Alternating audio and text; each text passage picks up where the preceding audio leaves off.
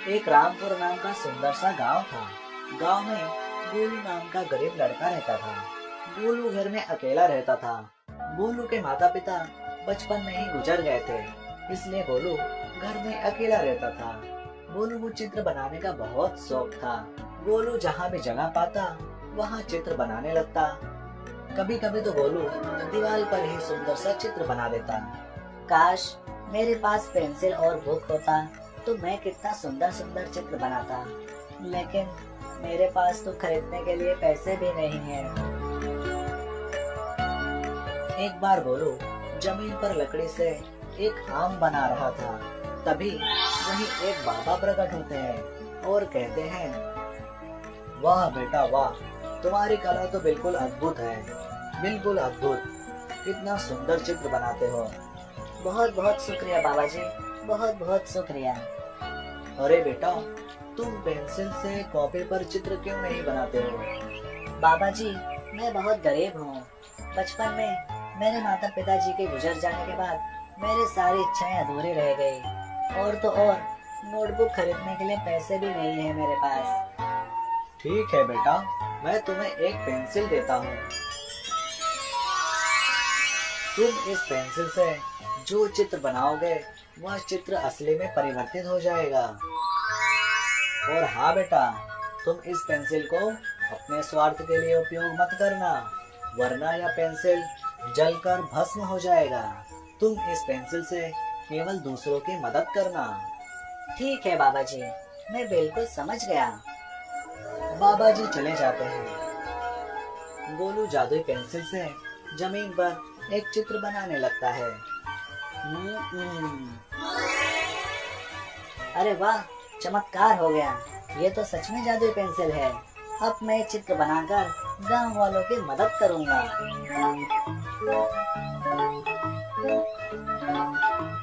अरे किसान जी, आप बोरे को उठाकर मत ले जाओ। रुको, मैं तुम्हें एक बैलगाड़ी बनाकर देता हूँ। बन गया। ये लो, आज से ये बैलगाड़ी तुम्हारी। बहुत बहुत शुक्रिया बेटा गोलू, बहुत बहुत शुक्रिया।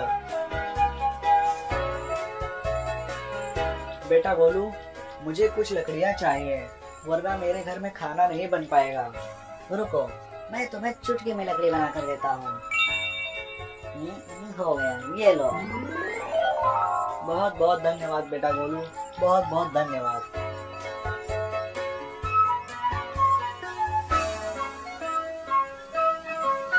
गोलू अपने घर जाते रहता है।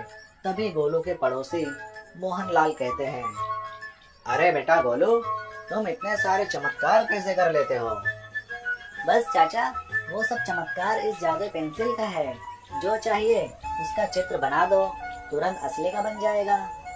ठीक है बेटा, जल्दी से घर में जाकर सो जाओ, क्योंकि रात भी होने वाली है। और हाँ, दरवाजा खिड़की अच्छे से बंद करना।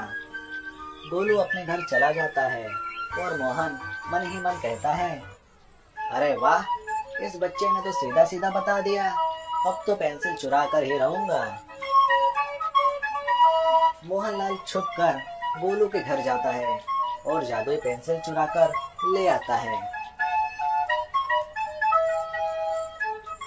अब तो मैं चुटकी भर में अमीर से भी ज्यादा अमीर हो जाऊंगा।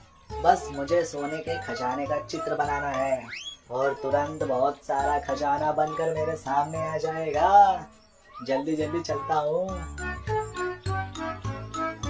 यह सोचकर मोहनलाल अपने घर में आता है और जादुई पेंसिल को लेकर चित्र बनाना चालू करता है।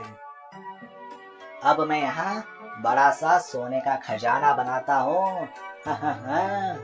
ये यहाँ से यहाँ तक और इससे यहाँ तक इतना बड़ा बनाना है।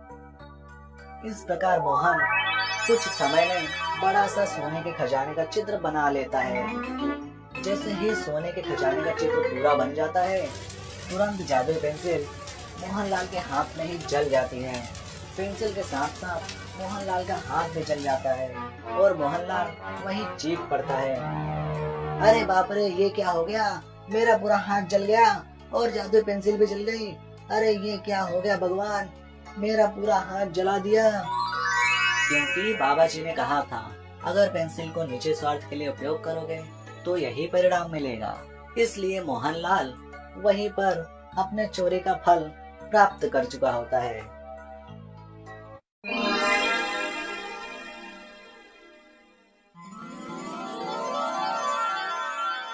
रामपुर गांव में श्यामू अपने परिवार के साथ एक छोटे से घर में रहता था। श्यामू की पत्नी गूंगी थे, वह कुछ बोल नहीं सकती थी और उसका एक छोटा सा लड़का था जिसका नाम भोलू था। श्यामू स्वभाव में बहुत लालची था। श्यामू बैलगाड़ी चलाकर अपने घर का गुजारा करता था, लेकिन वह लोगों से ज्यादा पैसे लेता था। अरे श्यामू भाई, यहाँ तक आने में केवल 50 रुपए लगते हैं और तुम 100 रुपए ले रहे हो। चलो 100 रुपए दो, 50 रुपए नहीं लगते हैं, 100 रुपए हो गए हैं। श्यामू तुम ये गलत कर रहे हो। कुछ गलत नहीं है, यहाँ तक आने का 100 रुपए हो गए हैं। 100 रुपए दो और जाओ। अरे वाह, आज तो मेरा 50 रुपए का और फायदा हो गया। चलो अब घर चलता हूँ। इस प्रकार बोलकर श्यामू लोगों से ज्यादा पैसे ले लेता था। अरे लालची, कहाँ जा रहा है बैलगाड़ी से? तुम लोग कुछ भी बोल लो, मेरे थोड़ी कोई फर्क पड़ने वाला है। मेरा तो फायदा हो रहा है बस। इस प्रकार की बदनामी भी श्यामू को अच्छा लगता था। एक दिन की बात है, एक बुजुर्ग व्यक्ति अपना अलमारी बेच रहा था। तभी वहाँ श्यामू पहुँचा। अरे बूढ़े बाबा, कितने में बेच रहे हो ये अलमारी? बेटा, मैं ये अलमारी 1000 रुपए में बेच रहा हूँ।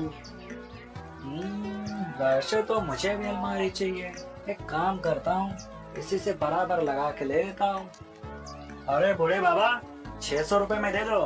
वैसे में तुम्हें क्या फर्क पड़ता है पैसे की? दे दो 600 रुपए में।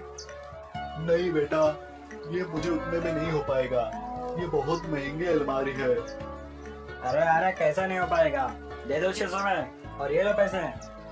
श्यामू उस बूढ़े बाबा से जबरदस्ती 600 रुपए देकर अलमारी ले आता है।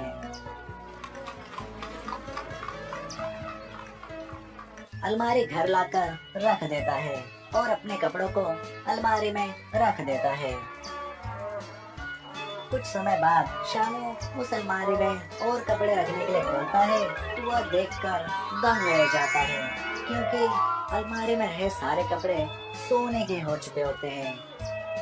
अरे वाह, ये सारा का सारा कपड़ा सोने का हो गया। मतलब ये एक जादुई अलमारी है। अब तो मैं और अमीर हो जाऊंगा। अजी सुनती हो? घर के सभी बर्तन लाओ, सबको सोने का बनाना है। श्यामू की पत्नी कुछ नहीं बोल पाती है, इसलिए वह घर के सारे बर्तन उठाकर श्यामू को दे देती है। मैं सारा का सारा बर्तन रखकर इसे थोड़े समय बाद खोलूंगा तो सब सोने का बन जाएगा। थोड़े समय बाद श्यामू जैसे ही अलमारी खोलता है, सच में सारा का सारा बर्तन सोने का बन चुका होता है। एक काम करता हूँ, कुछ सोना रख देता हूँ और कुछ सोना देकर 2 गाय खरीद कर लाता हूँ। श्यामू घर से चले जाता है और अलमारी वैसे ही खुली पड़ी रहती है। श्यामू का लड़का भोलू खेलते खेलते यूं ही जाकर अलमारी में छिप जाता है। उस अलमारी में भोलू के जाने का आवाज सुनते ही श्यामू की पत्नी एकदम से चकरा जाती है और वहीं रोने लगती है।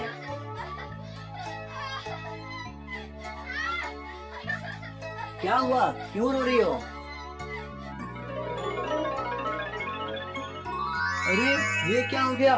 भोला तो पूरा सोने का बन गया। अरे ये सब क्या हो गया भगवान? श्यामू भी वहीं फुट फुट कर रोने लगता है और अपने पूरे लालच का फल मानो भुगत चुका होता है। और वह तुरंत बैलगाड़ी से उस अलमारी को ले जाता है और बड़े से पहाड़ पर ले जाकर वहां से फेंक देता है, ताकि दोबारा और किसी को नुकसान ना हो।